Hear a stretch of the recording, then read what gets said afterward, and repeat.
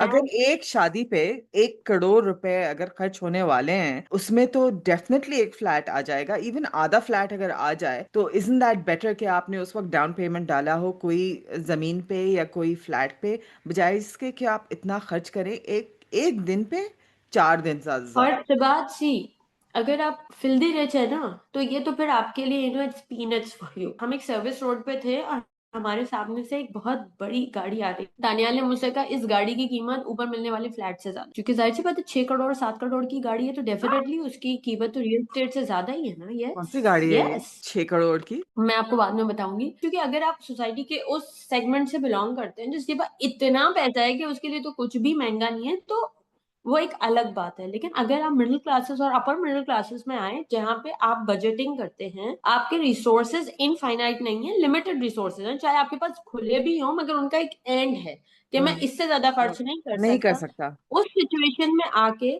आप वो पैसे कपल को क्यों नहीं देते? They can start their life in a better way. शादी को हमने वालदेन की इज्जत से क्यों रिलेट कर दिया है? Parents take it personally. हम जाते हैं लोगों की, या लोगों को भी हमने बुलाना पड़ेगा। बच्चे जाके गैस लिमिट करना चाह रहे हैं, वो नहीं हो पा रही। बच्चे जो है शादी की कॉस्ट लिमिट करना चाह रहे हैं, वो नहीं हो पा रही, because they have in their heads associated how much they spend on their शादी उनकी प्रेस्टीज से जुड़ा हुआ देखो, हो सकता है पेरेंट्स की वजह से आपके जो ऑपरेशनल खर्चा है वो बढ़ा होगा कि वेन्यू ये होना चाहिए, खाना ये होना चाहिए, गेस्ट लिस्ट ये होनी चाहिए, मगर ओवरऑल जो बच्चे खुद भी हैं जिनकी शादियां हो गई हैं, ठीक है कुछ अच्छे बच्चे होंगे लेकिन बहुत से बच्चे ऐसे भी हैं जो कि डिमांड कर रहे होते है। हैं कि एक एब्सोल्युटली। पर्टिकुलर जगह से ही उन्होंने तैयार होना है, बिल्कुल। ये पर्टिकुलर कपड़े, ये पर्टिकुलर फोटोग्राफर, आपको एक वेन्यू चाहिए जहां पे ये की फोटोग्राफी बिल्कुल। होगी। वो खर्चे भी कम नहीं है because photographers are not cheap, makeup artist are not cheap, there all not very cheap at expensive, all. ये there all I very. Agree.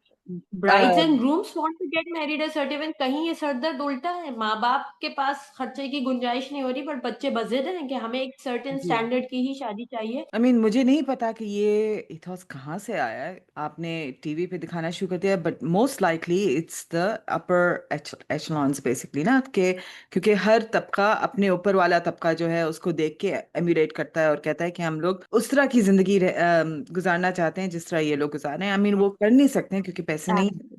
लेकिन जहां पर दिखावा आ गया है वहां पर तो आप कर सकते हैं। और दिखावा by itself by the way is a very major component now of our lifestyle, जो इस्लाम में बिल्कुल हरगिज मना है।